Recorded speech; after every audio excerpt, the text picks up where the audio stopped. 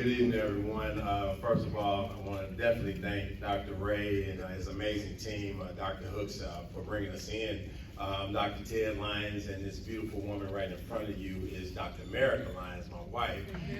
We own ShotRx. It's the only Black-owned vaccination clinic in the city of Memphis. So we have been pharmacists for a little over 24, 23, 22 years for her, 24 years for me. I'm married a young woman. so we've been pharmacists for about 24 years. I've been on the CDC panel for influenza, a number of different things. Was over Kroger for about 6 years, 110 stores here in this region, then all 1,600 stores, their clinical care coordinator for a couple of years, putting in immunization programs and vaccination programs into all the Kroger pharmacies across the country. So I've been doing this for a long time. Where we are now is in a very critical time in our nation. We, of course, know that there's been a pandemic going on for a little over a year now, but we're at a time where people are not realizing that we are still in a pandemic, and it's not over with. We are not at the end of the pandemic, we are in the midst of the pandemic. So I'm going to talk to you all a little bit on today. Definitely, I'm so glad that they had the foresight to bring me in to speak with you all, being pastors and the clergy, because if you don't know, I'm going to tell you, you all are some of the most influential people in the American society, especially in the Black culture, because we trust, we come to, we look to our men and women of God to give us guidance among so many different topics, everything from faith to finances. We come, we want to talk to our pastor, our men and women of God. So we do the same thing when it comes to healthcare. Black folks, we tend not to trust the government nor healthcare, and we have good reason for that. We can go over 1,000 different studies and talk about Tuskegee and the Manhattan Project and all of that, and you know why we don't trust the government nor do we trust medicine. But those times are past, and now there are so many different things that are in place to make sure those days don't happen again. We have to learn to trust medicine, at least, in the sense that it's what's good for us. God works miracles in many different ways. He does it both naturally and he does it supernaturally. But one of the natural things he's done is place inside of man the ability to create medicines that help prolong our life, help save our lives. And we have to realize that's from God. You know, and one of the things in the Black church that we do, and we'll talk about it a little bit, is we're so quick to want God to do the supernatural when we fail to do the natural. We gotta learn first natural, then spiritual. We have to do the natural thing first. That's what God desires that we do. We're asking for the extraordinary when the ordinary will get it done. So as we do this today, I definitely want to let you all know that you all are very influential. So much so when we did the CDC program back in 2003, 2004, we went into North Mississippi and about 6 other states trying to increase the number of African Americans and Indians that were actually getting vaccinated for influenza, because it is something that definitely attacks us more than it does the majority. When we did that, what we learned was that you had to go into the churches, the schools, the community centers, and those people were the ones who were in touch with the people who were going to be able to get them and influence them to actually get vaccinated. In the health belief model, we call it vicarious confidence. You gain your confidence vicariously through talking to those that you trust, seeing them get vaccinated, listening to facts come from them, and not just someone speaking to you from a television, or just building something and saying, hey, we'll build it, they'll all show up and get vaccinated. That doesn't happen in the Black community. And you all know that doesn't happen in the Black community. You may get some who initially come, but until you sit down and you talk with folks and explain to them and get rid of all the myths and answer all the questions they have, they're really not gonna go ahead and grab hold of that. So when we created our company, that's why we created it and how we created it, was that we would be able to go out and talk to people. So we've been to all the neighborhoods in Memphis, North Memphis, South Memphis, Millington. We go everywhere and we spend time talking to people and educating them and then vaccinating them. Sometimes that may be, we do 100, maybe 200, maybe 5. Doesn't matter to us. What we're looking at is that we need to educate you. And it's kind of like evangelism. We want to be there when you make your decision. If you decide to do the right thing that day, we want to be there so that you can be safe. So we're going to go ahead and get started with this, with our presentation, if you would, Jen. So what we want to do is that when you leave here today, I want you to have an exhortation for vaccination amongst the people that you talk to. As we know, exhortation simply means, in the Greek, it's parakaleo. It simply means to urge, to teach, to preach someone into the right position, to do the right thing. So that's what we want when we get through with this today. I want to give you enough information and answer any questions that you may have, that you'll be able to go back and urge your congregation, your friends, your family to do the right thing when it comes to vaccinations. Go into the second one. We're going to watch a quick video right quick. If you would, just pay attention right quickly, and you're going to see something on here that we're going to talk about in just a moment. I've run a channel on YouTube that specializes in super slow motion footage. And I've actually shot something for you so we can watch it together if you've got the clip ready. So this is footage I shot. It's 1,000 frames a second, which is roughly 40 times slower than how it appeared in real time. And I just counted from 1 to 4. Those are the numbers you can see at the bottom of the screen. And I was blown away at the amount of particles that came out of my mouth. Not only from the spit, sort of at the beginning of each word, but after I'm done with the word, particularly the word for, you can see like a fine mist come out of my mouth. And that was actually really surprising. I could see that with the naked eye. The particles that are so light that they don't fall. And I wasn't even shouting out loud. That was like a medium volume of talking there. Yeah, I think what you've just shown is a graphically beautiful demonstration of the importance of wearing masks and face coverings. Because as the film shows now, you're saying the same thing. 1, 2, 3, 4. Right. And very little is coming out from the mask. So, we say, and I think graphic demonstrations like you've just shown now really solidify that. One of the reasons why it's so important to wear a face covering is that we know now that about 40 to 45% of the people who are infected don't have any symptoms. And yet, they have virus in their nasopharynx. And we know that a substantial proportion of infections are transmitted from someone who doesn't have any symptoms. So people have an understandable but incorrect interpretation that the only time you transmit infection is when you're coughing and sneezing all over someone. What they don't appreciate is that if you are speaking, even if you don't speak loudly, and if you are singing, which is even worse than just speaking, you have these particles that come out that can stay in the air for a period of time. Some of them drop to the ground, which is the reason why we say keep 6 feet of distance. But some of them are aerosolized and can hang around the air for a period of time. For that reason, it's so important to wear face coverings, particularly when you think you're in a situation where, nobody's sneezing or coughing, doesn't matter. You proved it beautifully by just saying 1, 2, 3, 4. Did you all see that? I see some of y'all doing this right now. That's funny because some of y'all immediately say, let me put my mask back on.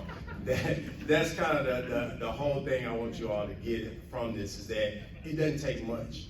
Two of the things they said right there. One is very easy to transmit. You just saw it just floating in the air like that. And it doesn't take that much. It does not take much at all. And then one of the things that a lot of people ask me, well, if it's not that much out there, do we really have to worry about it? Well, it depends on what you consider not that much. Right now across the U.S., it's about an 11% case rate. Basically meaning that 11% of the people, which is about 1 in every 9 people, either has coronavirus or has had coronavirus. So what does that tell you? That means that we look around here right now, we probably have about 5 or 6 people in here that have coronavirus. And we're just going by the rates. 1 out of every 9 people. That's a lot. That means that's enough in this room right now to infect everybody here, everybody in the parking lot, everybody that'll be in here tonight at the service and everything's going on tonight, because this is the thing. It stays in the air, and then it also rests on objects. So this is important for your churches, that when you have people come in, whether it's for a morning service and then a second service, you have to sanitize the whole place. But even with that, you still need to be vaccinated, because that's the only thing that can really protect you. Why did I say that? Well, we just had this past 2 weeks, we had 2 church camps they got infected. One in Illinois, one in Texas. Over 150 adults and kids infected, and they were sanitized. They were sanitized all throughout the day, and they were outside. So now let's think about the magnitude of infection that'll happen inside, because there's no air blowing, there's no sunshine, there's no way that this is being dispersed. It's all staying inside. You need to be vaccinated. We need to be vaccinated. It's very important that we understand this, because as you saw, all it takes is saying 1, 2, 3, 4. And it's not just those words, it's any percussive word. You can say hello, good morning. All of that is putting extra out into the air. That's why those face masks are still important now, especially with the variants that we have going on right now. We need to just simply understand that coronavirus is real, and it's spread quite easily. And it's spread even easier amongst our group, Black folks. Why? Let's go to the next slide, Dave. In our culture, in our group, we work all the front-facing jobs. We have a high degree of diabetes, obesity, asthma, hypertension, everything that predisposes you to coronavirus is us. We have it.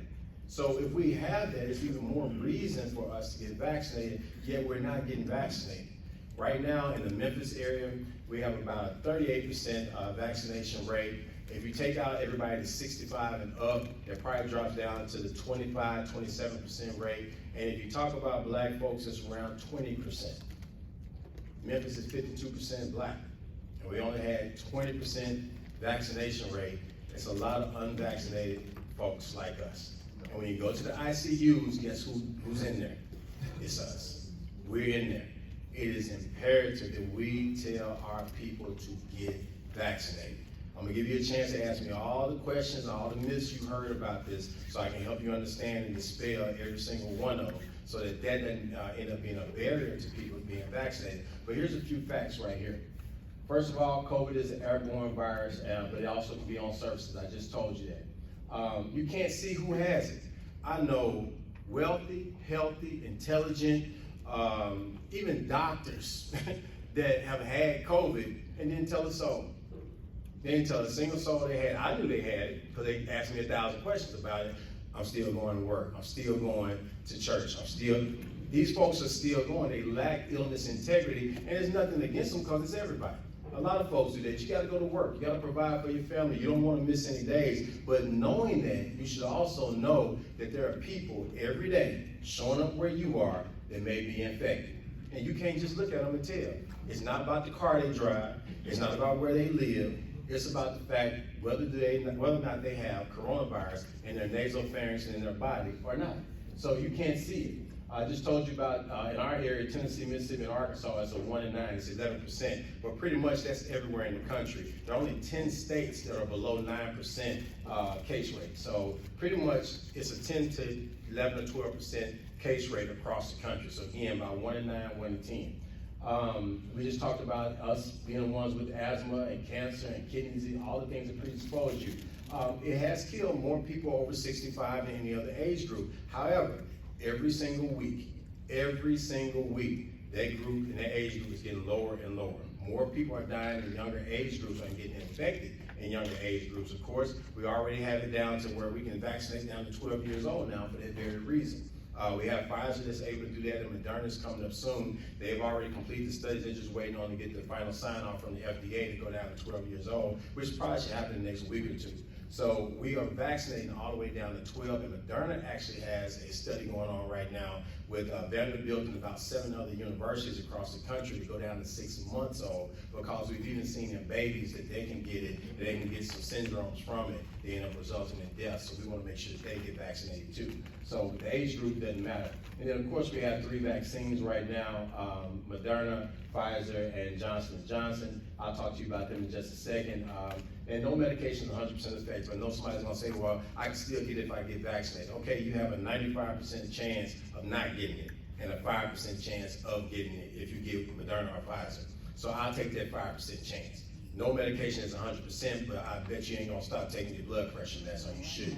I bet you're not gonna stop hitting that asthma pump, and it don't work 100% of the time either. I bet you don't want any antibiotic that I got if you get infected. And they are never 100%. Matter of fact, some of them can tear your kidneys up, but you still want it because it'll save your life. So don't go that route. Don't use that as your logic saying that, oh, it's not 100%, so why would I want to get vaccinated? No, you want to get vaccinated because there's a 95% chance you won't get infected. And there is a 100% chance if you do get infected, it won't kill you because no one's died that's been fully vaccinated in America yet. Now, it may happen. You may end up getting one or two that died and they've been fully vaccinated. But then again, we're giving 500 million doses. If one or two are fully vaccinated and they still die, those percentages are just way better than if you're not vaccinated. So we want to make sure that we keep that in mind.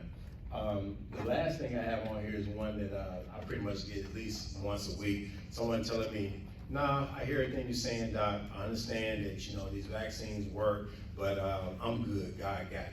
We're going to talk about if God got you or not, because he does, but it's some things that you need to know, and one of them is that we don't tempt God. I'll tell you one other thing before we go on to that. If you look on the right, that is the coronavirus. You see it looks like a ball with little thorns sticking off of it. Those little thorns are called spikes. That's what the vaccine is actually helping you to, helps your body recognize so that it can fight it off. I want you to understand this and be able to tell anybody you talk to how vaccinations work. That spike protein, they take the code for that. That code is an AGCT code. It's a bunch of long words, but basically A, G, C, and T are the 4 parts of that code. They take that code, they add to a piece of cholesterol, put it in your arm. It goes in, your body says, hey, this doesn't belong here. It makes antibodies. Those antibodies then circulate B cells, T killer cells, memory cells, to say anytime we see this, we're going to kill that virus when it comes in. It's kind of like if Pastor was at home and somebody broke in his house. I got all the confidence in the world he's going to get them up out of there. He got something that's going to make him get back, okay? However, Pastor, he got something that's going to make him get back. Mine was 40 cal. What you got? 50? Oh, he got 50 cal. I said, hey, okay, all right. So he got something that's going to make him get back. But wouldn't it even be better if I told your son, your brothers, your friends, everybody at the church that it's going to be a dude in a white shirt with a striped collar and a black mask coming to rob your house. And they saw him in the front yard, and I gave them my 40 and your 50 cal. I gave them all weapons, and they fought him before you ever got. You may not even have to fight, right? You may not even have to pull yours. That's what a vaccination does. It says, this is what the intruder looks like, body. And if you come into contact with it, I already got people in the front yard called antibodies. They're ready to fight. They already circulate. If you don't have that, then the opposite happens. You walk out of here and somebody sneezes in that hall and they have coronavirus. You breathe it in. You're at 0 antibodies at that moment. Your body has to try to catch up to the virus. The virus is replicating all day, every day. It's replicating. Your body got to catch up to that. You may not win that fight, especially when you're over 50 years old. You may not win that fight. Okay, that's why we see elderly tend to end up having a bad course with this because our immune systems aren't that great. Okay, I'll be 50 next year, so I got one more year of good fighting left in me. But I'm still fully vaccinated. I don't want to take that chance. I don't want to roll those dice. So you have to understand that we want to be vaccinated so that we don't have to start from 0 fighting the fight. You understand that? All right, so let's go to the last slide right here. And I'll just talk to you about that last comment that I told you about. Now God got me. Okay, God does have us. I'm saved. I've been saved a long time. I watched God work miracles y'all probably couldn't even believe. Some of you all may have seen miracles that some of the others can't believe. We read miracles in the Bible all the time. But that's God doing the extraordinary. It's the ordinary that he calls us to do every single day. He'll do all these wonderful things on a whole nother level. That's wonderful. But why are we the only people who want God to do the extraordinary? Because we fail to do the ordinary. We fail to eat right. We fail to exercise. We fail to train our kids, and we want God to come get them out of jail, want him to save us from everything else. Why are we the only ones that want to do that? See, I take my cue from Jesus. See, if I go to Dr. Luke, ain't it funny that Luke is the only one that describes this the way I love it most is the way he describes it. Dr. Luke describes Jesus' temptations like this. So the devil asked Jesus on up to the top of the pinnacle, and he says, just throw yourself on off because of angels. They'll have charge over thee, and you won't hurt yourself. I find Jesus giving me all I need to know about whether I should take my medicine or not. What he says is, no, devil. See, you may have been quoting me the word, but I am the word. And since I'm the word, I know that I don't tempt God. Tempt not the Lord thy God. We tempt God in so many things. But if Jesus wouldn't tempt him, why would I? Why am I tempting him? See, Jesus knew that naturally, that's dangerous to just throw myself off the side. The natural laws of physics and gravity say that's probably going to kill me. Even though I know that God would probably just go on and pick me up so I wouldn't die, I'm not going to tempt him. Matter of fact, the only place in the Bible God says to tempt him or test him, we don't even want to go there. Where is it? Preachers. Who said that? I heard somebody say it. Malachi what? Yeah, Malachi 3 and 10. Prove me now here with, said. See, you don't want to tithe and test God. The only place he told you to test him. But you want to test him on everything else. Now you want to test him, go test him there. But don't try to test him when he's telling you, I gave you a solution. I gave you something to keep you safe. You just got to make the choice. And I'm here if you make the choice. If y'all haven't been vaccinated, I think Dr. Hooks got us set up in room 139. We're going to be able to vaccinate. Or if y'all want to come by our clinic, that's fine. We'll vaccinate you there, or we'll come to you wherever you are. If you don't have somebody like me, or if you're not from here, you don't have somebody like me in your city or whatever, give me a call. We'll try to help you find somebody who's mobile that can come out to your churches too. That's all I got for you all today. I want me to make sure we keep it short.